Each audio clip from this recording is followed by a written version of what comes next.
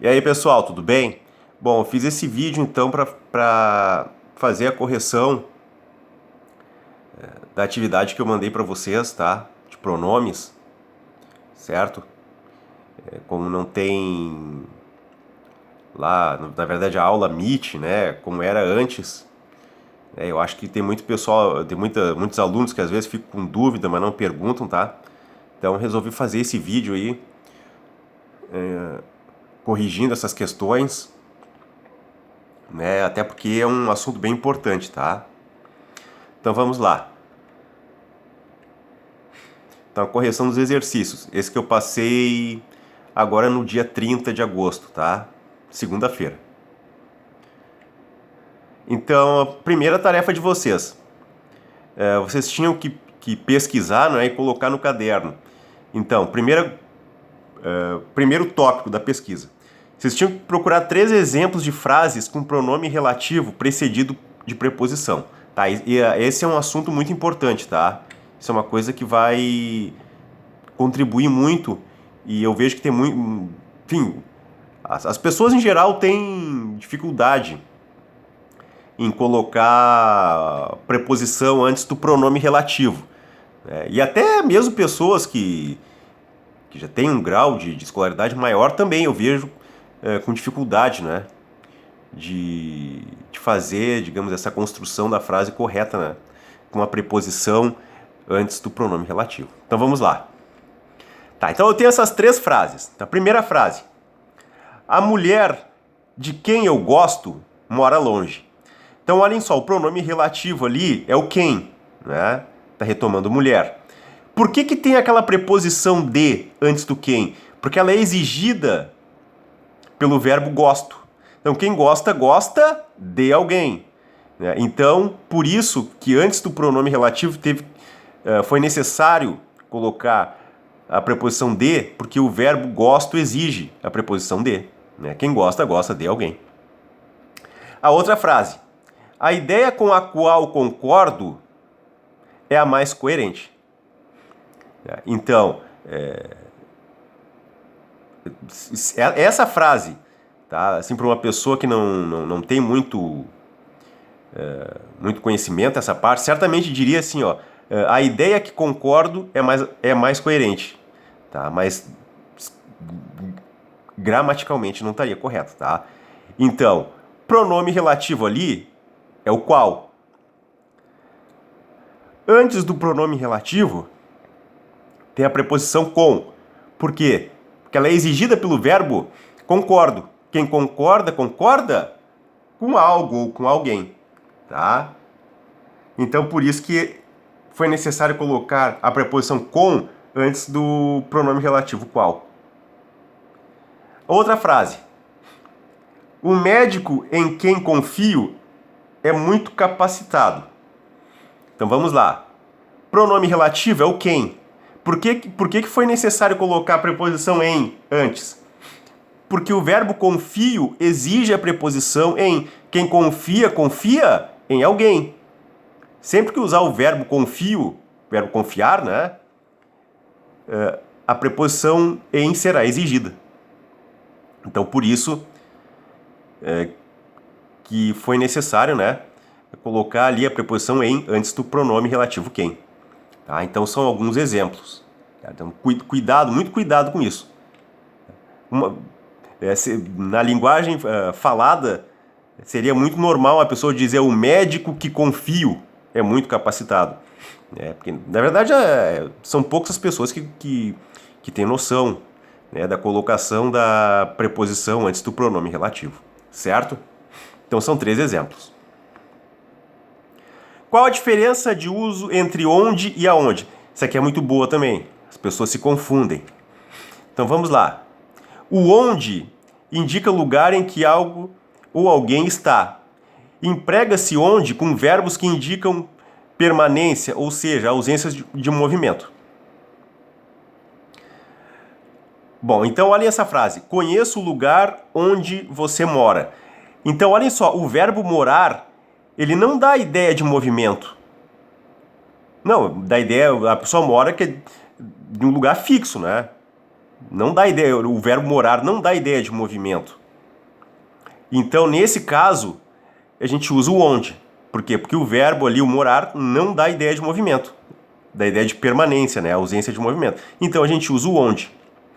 Já o aonde, a gente usa com verbos que dão ideia de movimento, né? Que geralmente são verbos que exigem a preposição a.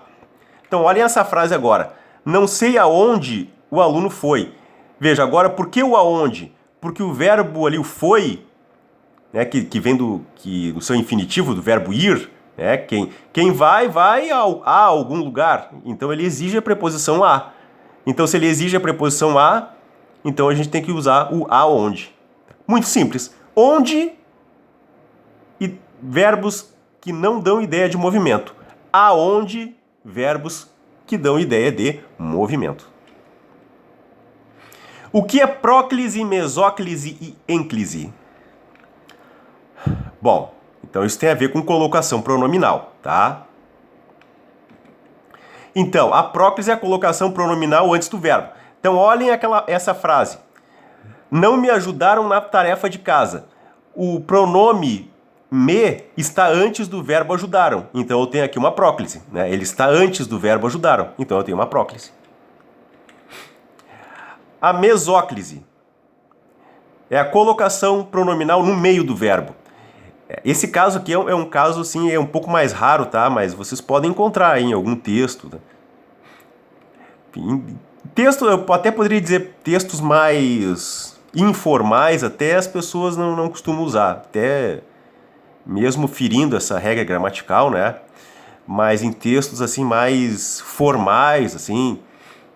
De repente um trabalho acadêmico, sabe? Ou quem sabe um artigo científico, alguma coisa assim.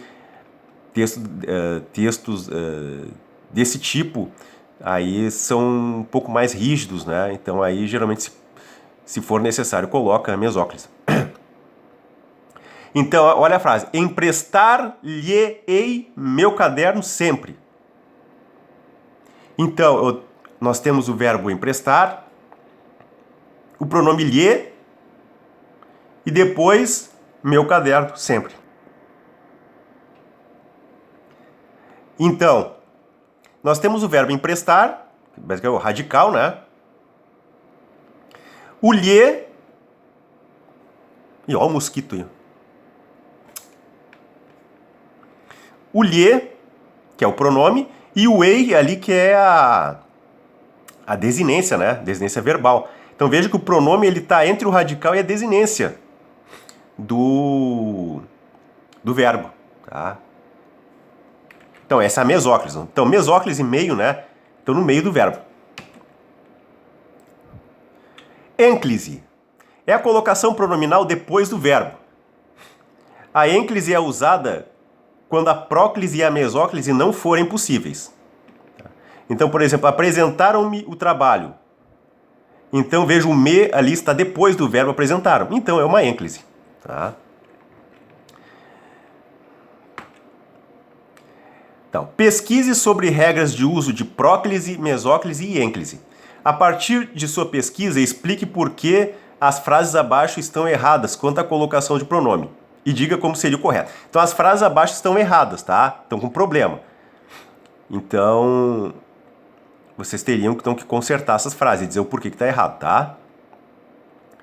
Bom, eu não vou ficar aqui colocar todas as regras, né? Mas vou falar de algumas, tá? Digamos assim, aquelas que são as mais importantes.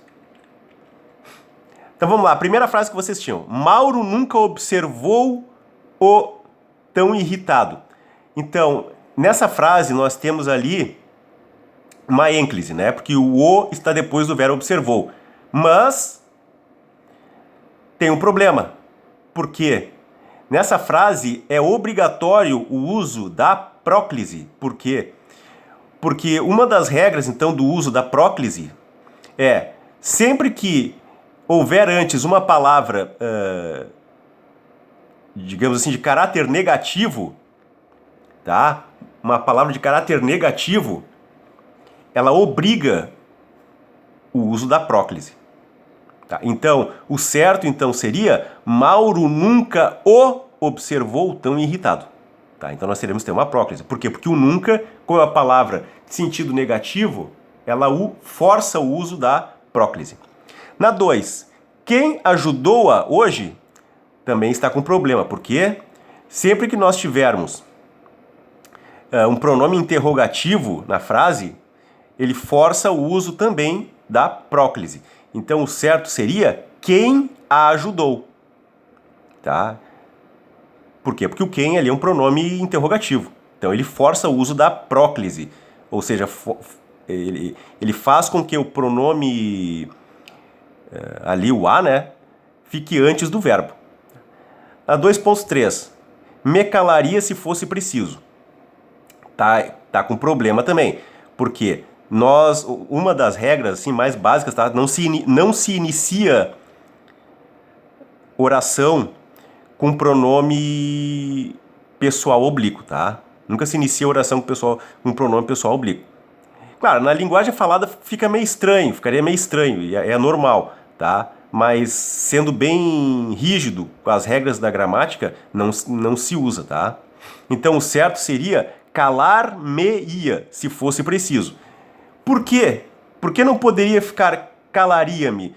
Porque nós temos um verbo no futuro do pretérito. Então, quando nós tivermos um verbo no futuro do pretérito, tá, a gente tem que usar a mesóclise. Tá? A menos que houvesse uma palavra que obrigasse o uso da próclise. Tá? Mas como não tem, é início, tá? Então o necessário aqui é a mesóclise, porque nós temos um verbo no futuro do pretérito, e nós não temos nenhuma palavra que força o uso da próclise. Bom, essa aqui eu vou deixar para a segunda parte do vídeo, então.